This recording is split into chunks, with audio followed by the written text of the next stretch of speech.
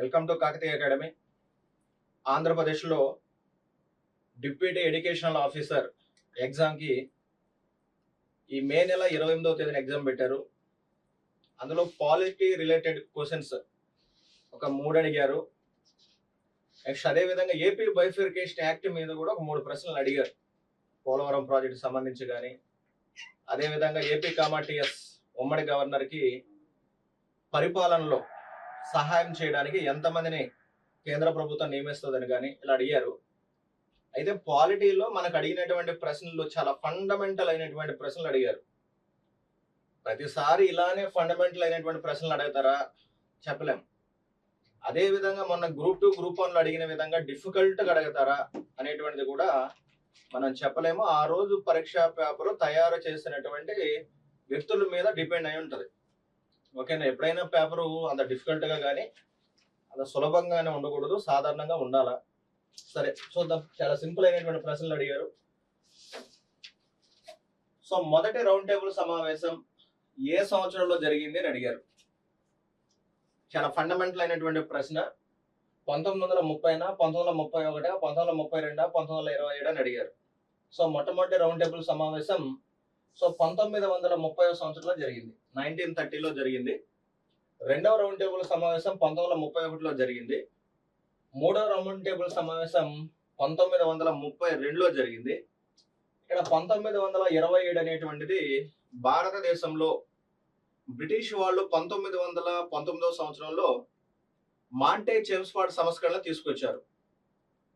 ఆ మాంటేగ్ చేమ్స్ఫోర్డ్ సంస్కరణల యొక్క అమలు విధానాన్ని అధ్యయనం చేయడానికి, భవిష్యత్తులో బ్రిటిష్ వాళ్ళు తీసుకోవాల్సినటువంటి సంస్కరణల మీద సిఫారసులు చేయడానికి 1927వ సంవత్సరంలో సైమన్ కమిషన్ అనేటువంటి దాన్ని ఏర్పాటు చేశారు. 1+6 మంది సభ్యులు ఉంటారు, మొత్తం 7 మంది సభ్యులు ఉంటారు సైమన్ కమిషన్ లో.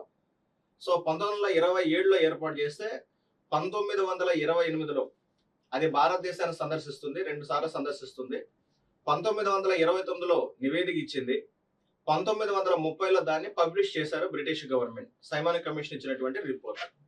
ఈ సైమన్ కమిషన్ ఇచ్చినటువంటి రిపోర్ట్ ని అదే విధంగా 1919 మాంటేగ్ చేమ్స్ఫోర్డ్ సంస్కరణల యొక్క అమలు విధానాన్ని అధ్యయనం చేసి, అదే విధంగా భారతదేశంలో బ్రిటిష్ వాళ్ళు తీసుకోవాల్సినటువంటి కాన్స్టిట్యూషనల్ రిఫార్మ్స్ మీద అవసరమైన సిఫారసులు చేయడానికి బ్రిటిష్ గవర్నమెంట్ కూడా ఒక కమిటీని ఏర్పాటు చేసుకుంటుంది లండన్ లో. ఆ కమిటీ ఇచ్చినటువంటి బ్లూ ప్రింట్ లేదా వైట్ పేపర్ లేదా శ్వేతపత్రం, వీటన్నిటిని అధ్యయనం చేసి అంటే సమగ్రంగా చర్చించి, భారతదేశంలో బ్రిటిష్ వాళ్ళు తీసుకోవాల్సినటువంటి నూతన రాజ్యాంగ సంస్కరణల మీద చర్చించడానికి మనం 3 రౌండ్ టేబుల్ సమావేశాలు అనేటివి లండన్ లో పెట్టడం జరిగింది. మీ అందరూ కూడా తెలుసు. 1930లో మొట్టమొదటి రౌండ్ టేబుల్ సమావేశం జరిగినప్పుడు మనకు మహాత్మా గాంధీ గారు హాజరు కాలేదు. మహాత్మా గాంధీ గారు హాజరు కాలేదంటే ఐఎన్సీ అనేటువంటిది హాజరు కాలేదు. మీ అందరూ కూడా తెలుసు. ఒక సామెత ఉండేది, 2వ ప్రపంచ యుద్ధ కాలంలోట జర్మనీకి గాన జలుబు చేస్తే యూరోప్ మొత్తం తుమ్మేదట. అయితే మన మహాత్మా గాంధీ గారు ఐఎన్సీలో ₹1 పెట్టి సభ్యత్వం తీసుకోలేనటువంటి కడసరి పేదవాడు. ఈ ఐఎన్సీలో సభ్యత్వం లేనటువంటి మహాత్మా గాంధీ చుట్టే ఈ ఐఎన్సీ మొత్తం కూడా తిరిగింది. మహాత్మా గాంధీ గారు హాజరు కాలేదనంటే ఐఎన్సీ కూడా హాజరు కాలేదు. కారణం ఏంటంటే ఆయన ఈ రౌండ్ టేబుల్ సమావేశాలను బహిష్కరించి శాసన ఉల్లంఘన ఉద్యమంలో బిజీ అయిపోయినాడు. ఆయన సివిల్ డిసోబీడియన్స్ ఆర్ ఉప్పు సత్యాగ్రహం అని కూడా పిలుస్తూ ఉంటారు. ఈ ఉప్పు సత్యాగ్రహం అనేటువంటిది 1930లో స్టార్ట్ అయ్యి 1934లో ఎండ్ అవుతుంది. 2 దశల్లో జరుగుతుంది. ఇది కూడా ఇవన్నీ కూడా మనం హిస్టరీలో చదువుతూ ఉంటాం. ఇది కూడా మిమ్మల్ని బిట్లు అడిగారు దీంట్లో హిస్టరీ పరంగా. శాసన ఉల్లంఘన ఉద్యమం ఏ సంవత్సరంలో మహాత్మా గాంధీ గారు కంప్లీట్ చేశారని అడిగారు. ఏ సంవత్సరంలో అంటే 1934లో జరిగింది. 1931లో జరిగినటువంటి 2వ రౌండ్ టేబుల్ సమావేశానికి ఐఎన్సీ హాజరైంది.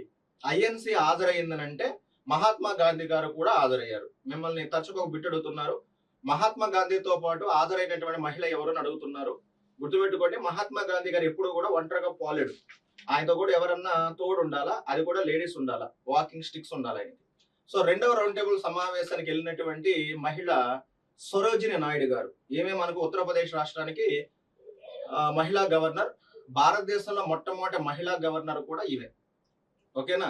ఐఎన్సీ సమావేశానికి అధ్యక్షత వహించినటువంటి మొట్టమొదటి భారతీయ మహిళ కూడా సరోజిని నాయుడు గారు. ఇవన్నీ కూడా మీకు తెలిసినటువంటి అంశం. సో కాబట్టి ఇక్కడ మనల్ని అడిగినటువంటి అంశం ఏంటి, మొట్టమొదటి రౌండ్ టేబుల్ సమావేశం అనేటువంటిది ఏ సంవత్సరంలో జరిగింది అన్నాడు కాబట్టి 1930లో జరిగింది అనేటువంటిది ఆన్సర్. నెక్స్ట్, రాజ్యాంగ సవరణ విధానం గురించి ఏ భాగం అనేటువంటిది తెలియజేస్తుందని అడిగారు. జాగ్రత్తగా చూడండి. భారత రాజ్యాంగాన్ని సులభంగా అర్థం చేసుకోవడానికి రాజ్యాంగం అమల్లోకి వచ్చినప్పుడు 395 ఆర్టికల్గా, 22 భాగాలుగా, 8 షెడ్యూల్గా విభజించారు. ప్రస్తుతానికి కానీ మనం కానీ చూసినట్లయితే ఆల్మోస్ట్ 470 ఆర్టికల్ ఉన్నాయి, 25 భాగాలు ఉన్నాయి, 12 షెడ్యూల్ ఉన్నాయి. ఆర్టికల్ అంటే ఏదైనా ఒక అంశం గురించి సూక్ష్మంగా తెలియజేసేదాన్ని ఆర్టికల్ అని పిలుస్తారు. భాగం, కొన్ని ఆర్టికల్స్ యొక్క సమూహాన్ని భాగం అని పిలుస్తారు. ఏదైనా ఒక ఆర్టికల్కి కానీ లేదా ఏదైనా ఒక భాగానికి కానీ సంపూర్ణమైన వివరణ ఇచ్చేటువంటి దాన్ని షెడ్యూల్ అని అంటారు. సింపుల్ గా అంటే రాజ్యాంగాన్ని సులభంగా అర్థం చేసుకోవడానికి కొన్ని ఆర్టికల్స్ గా, కొన్ని భాగాలుగా, కొన్ని షెడ్యూల్ గా విభజించారు. రైట్. అయితే అందులో రాజ్యాంగ సవరణ విధానం గురించి తెలియజేసేటువంటి భాగం ఏంటి అని అన్నారు. చాలా చాలా చాలా ఫండమెంటల్ అయినటువంటి ప్రశ్న. సో 4వ భాగమా, 9వ భాగమా, 18వ భాగమా, 20వ భాగమా అని అన్నారు. 4వ భాగం ఏం తెలియజేస్తా ఉంది, డైరెక్టివ్ ప్రిన్సిపల్స్ లేదా directive principles of state policy లేదా ఆదేశక సూత్రాలు లేదా రాజ్య విధాన నిర్దేశక నియమాల గురించి ఈ 4వ భాగం అనేటువంటిది తెలియజేస్తూ ఉంది. నెక్స్ట్ 9వ భాగం ఏం తెలియజేస్తుంది నన్ను అడిగారు. 9వ భాగం అనేటువంటిది మీ అందరికి కూడా తెలుసు, పంచాయతీరాజ్ సంస్థల గురించి తెలియజేస్తా ఉంది. సో ఇది 1992వ సంవత్సరంలో 73వ రాజ్యాంగ సవరణ ద్వారా దీన్ని ఇన్సర్షన్ చేయడం జరిగింది నూతనంగా 9వ భాగాన్ని. ప్రారంభంలో 9వ భాగం ఉండేది. ఆ 9వ భాగాన్ని మనం ఏం చేసామంటే 1956లో 7వ రాజ్యాంగ సవరణ ద్వారా తొలగించారు. ఈ 9వ భాగంలో కూర్గ్ అనేటువంటి ఒక ప్రాంతాన్ని ఉంచారు. అయితే 1956లో రాష్ట్రాల పునర్వ్యవస్థీకరణ చట్టం ప్రకారం మనము స్వదేశీ సంస్థానం మొత్తం కూడా భారతదేశంలో విలీనం చేసుకున్నందువలన మనం 1956లో 7వ రాజ్యాంగ సవరణ ద్వారా 7వ భాగాన్ని డిలీట్ చేసాం, 9వ భాగాన్ని కూడా డిలీట్ చేసాం. గుర్తుపెట్టుకోండి. సో డిలీట్ చేసిన తర్వాత ఇప్పుడు మనం ఏం చేసాం, మళ్ళీ 1992లో 73వ రాజ్యాంగ సవరణ ద్వారా 9వ భాగాన్ని రాజ్యాంగంలో ఇన్సర్షన్ చేశారు. ఇది పంచాయతీరాజ్ సంస్థల గురించి తెలియచేస్తా ఉంది. నెక్స్ట్ 18వ భాగం ఏం తెలియజేస్తుందని అడిగారు. 18వ భాగం ఏం తెలియజేస్తుందంటే ఎమర్జెన్సీ ప్రొవిజన్స్, అత్యవసర అధికారాల గురించి లేదా అత్యవసర పరిస్థితుల గురించి తెలియజేస్తూ ఉంటది. భారతదేశంలో 3 రకాలైనటువంటి అత్యవసర పరిస్థితులు రాజ్యాంగం ప్రకారం మనం విధించవచ్చు. ఆర్టికల్ 352 జాతీయ అత్యవసర పరిస్థితి, ఆర్టికల్ 356 రాష్ట్రపతి పరిపాలన, సో ఆర్టికల్ నెంబర్ 360 జాతీయ ఆర్థిక అత్యవసర పరిస్థితి గురించి తెలియజేస్తా ఉంది. నెక్స్ట్ 20వ భాగం రాజ్యాంగ సవరణ విధానం గురించి తెలియజేస్తా ఉంది. ఓకేనా, రైట్. సో జాగ్రత్తగా చూడండి, ఆన్సర్ ఏంటంటే D is the right option. Next, Andhra Pradesh public service commission ను ఏ సంవత్సరంలో ఏర్పాటు చేశారని అడిగారు.